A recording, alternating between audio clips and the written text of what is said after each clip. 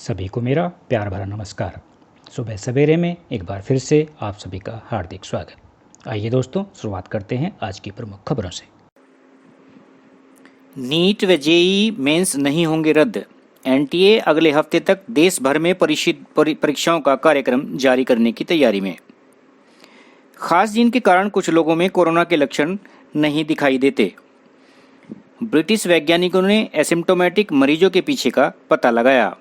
यूरोपीय एसिम्प्टोमेटिक मरीजों में मिले इस जीन HLA-DRB10401 की 3 गुना ज़्यादा मौजूदगी पाई गई। देश में हवाई यात्रा करने वाले यात्रियों को जल्द ही RT-PCR टेस्ट से राहत मिलने की उम्मीद है। हालांकि जरूरी होगा कि यात्री कोरोना रोधी टीका लगवा चुका हो। उत्तर प्रदेश के मेरठ में खरखोदा कस्बे में नकली दवा फैक्ट्री पकड़ी गई है। फैक्ट्री को सील करते हुए फैक्ट्री के मालिक को गिरफ्तार कर लिया गया है।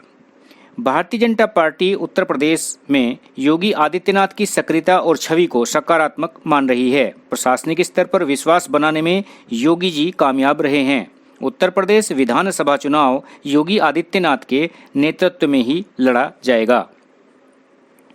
वहीं पंजाब कांग्रेस में उठापटक के बाद हाईकमान नवजोत सिंह सिद्धू को पंजाब का उप मुख्यमंत्री बना सकता है। पाकिस्तान की जेलों में मानसिक रूप से अस्वस्थ 17 भारतीयों के बंद होने की बात सामने आने के बाद से उनकी पहचान की पुष्टि के लिए किए जा रहे प्रयास सफल नहीं हो पा रहे।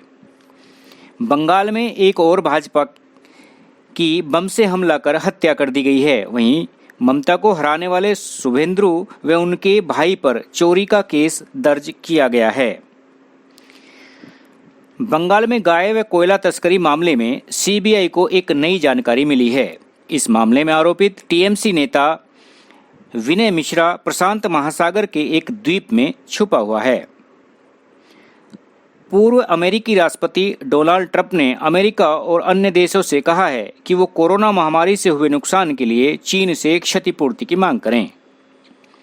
बांग्लादेश की विवादास्पद लेखिका तस्लीमा नसरीन ने टॉलीवुड की मशहूर अभिनेत्री व टीएमसी सांसद नुसरत जहां प्रकरण पर प्रतिक्रिया जाहिर करते हुए कहा है कि पति निखिल से संबंध मधुर नहीं तो तलाक ले नुसरत। कर्नल अमित बिष्ट के नेतृत्व में 6 पर्वतारोहियों के दल ने माउंट एवरेस्ट की चोटी को फतेह कर लिया है। वैश्विक महामारी कोरोना का प्रकोप थमने पर करीब 1.5 साल के लंबे अरसे के बाद इटली का 16 ML ली ऑर्केस्ट्रा क्रूज जहाज वेनिस शहर स्थित गिडेगा नहर से रवाना हुआ। नई दिल्ली के एम्स में आज से होगा बच्चों पर कोवैक्सीन का परीक्षण। आज से अनलॉक होने लगेगी दिल्ली, खुल जाएंगे बाजार और मॉल। 50% के साथ होगा मेट्रो का संचालन। गांवों की समस्याओं का समयबद्ध तरीके से निपटारा होगा। पंचायती राज मंत्रालय ने तैयार किया मॉडल नागरिक चार्टर। ग्राम पंचायत के नागरिकों से लेकर निर्वाचित प्रतिनिधियों की होगी अहम भूमिका। 2 माह बाद कोरोना संक्रमण के सबसे कम मामले देश में आए। बीते 24 घंटों में 1,866 नए केस मिले हैं। वहीं ब्रिटेन में पाबंदियों में ढील टाली जा सकती है। ब्रिटेन में डेल्टा वेरिएंट ने देश की दिक्कत फिर से बढ़ा दी है। 85 वर्षीय कव्वाली गायक और जयपुर का नाम रोशन करने वाले सईद साबरी का कल हार्ट अटैक से निधन हो गया है।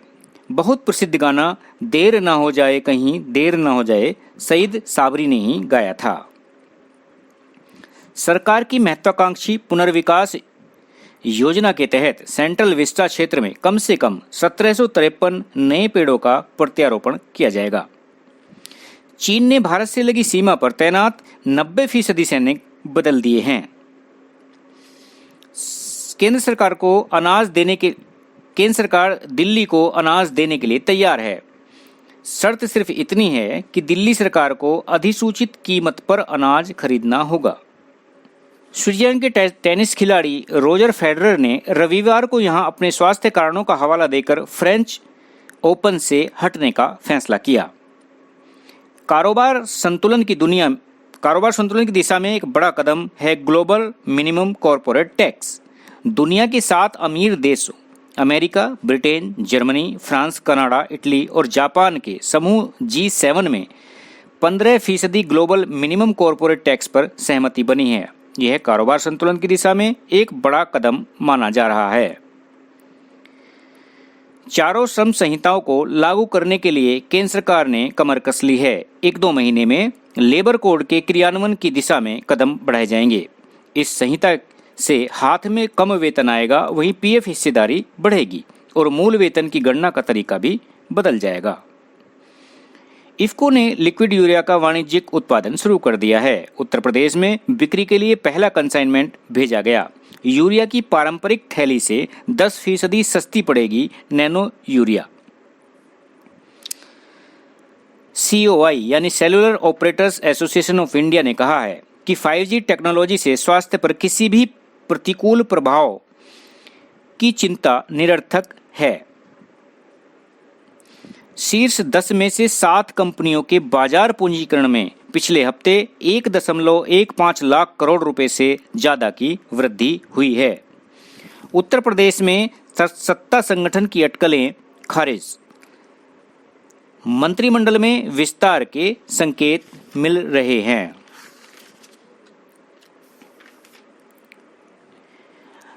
अलीगढ़ में मौतों का मुख्य आरोपित या यूं कहें कि मौत का सौदागर आरोपित शराब माफिया ऋषि गिरफ्तार। आपको हमने बताया है कि अलीगढ़ में जहरीली शराब पीने से अब तक 105 से ज्यादा लोगों की मृत्यु हो चुकी है।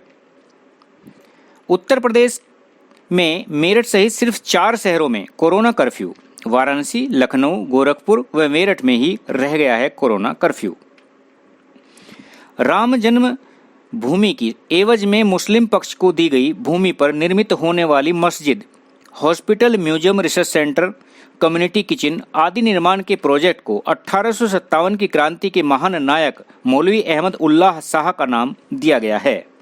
उधर राम जन्मभूमि पर परिसर में मंदिर आंदोलन का एक स्मारक भी बनेगा। उत्तर प्रदेश के माफिया खान मुबारक का शूटर परवेज STF मुठभेड़ में मारा गया। RVC यानी रिमाउंट वेटनरी सेंटर के सहारनपुर स्थित रिमाउंट डिपो में तैनात 2 सैनिकों के विवाद ने गंभीर रूप ले लिया। दोनों ने एक दूसरे को रोड से हमला कर दिया।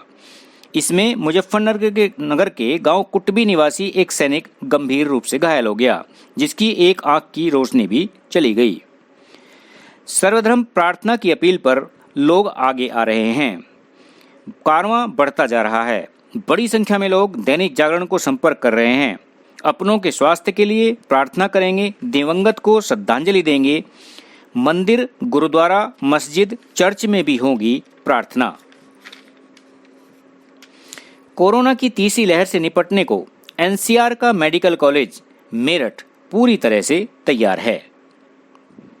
वातावरण को स्वच्छ बनाने को बरगद का पेड़ लगाएं। अब हम बात करते हैं हस्तिनापुर के वट यानी बरगद के पेड़ की। महाभारत कालीन पांडवेश्वर महादेव मंदिर परिसर में प्राचीन वट वृक्ष सैकड़ों साल के इतिहास का साक्षी है। इसे धरोहर वृक्ष का दर्जा भी मिला है। 46 साल बाद मिला खोया हुआ पर्स। कैलिफोर्निया के वेंचुरा में रहने वाली कोलिन डस्टिन के साथ कुछ ऐसा ही हुआ। कोलिन ने 1975 में एक थिएटर में अपना पर्स खो दिया था। अब 46 साल बाद उस थिएटर की रीमॉडलिंग के दौरान एक कर्मचारी को वह पर्स मिला। उसमें रखे ड्राइविंग लाइसेंस से कोलिन का नाम मालूम हुआ और थिएटर के फेसबुक पेज के जरिए कोलिन तक पहुंचने में मदद मिली। महात्मा गांधी ने अपनाया सविनय अवज्ञा का रास्ता। दक्षिण अफ्रीका में महात्मा गांधी ने 1893 में आज ही के दिन पहली बार सविनय अवज्ञा का रास्ता अपनाया था। वेटिकन सिटी के रूप में बना एक संप्रभु देश। 1929 में आज ही के दिन वेटिकन सिटी को एक संप्रभु देश का दर्जा मिला था। मात्र 44 हेक्टेयर क्षेत्रफल का और 1000 की आबादी वाला यह सबसे छोटा देश है। टेनिस के आसमान का चमकता सितारा है महेश भूपति। लिएंडर लिएंडर पेस के साथ 3 डबल्स खिताब जीतने वाले टेनिस स्टार महेश भूपति का जन्म 1974 में आज ही के दिन हुआ था। 14 साल की उम्र में से ही उनका अंतर्राष्ट्रीय टेनिस करियर शुरू हो गया था। और अंत में बात जन्मदिन की।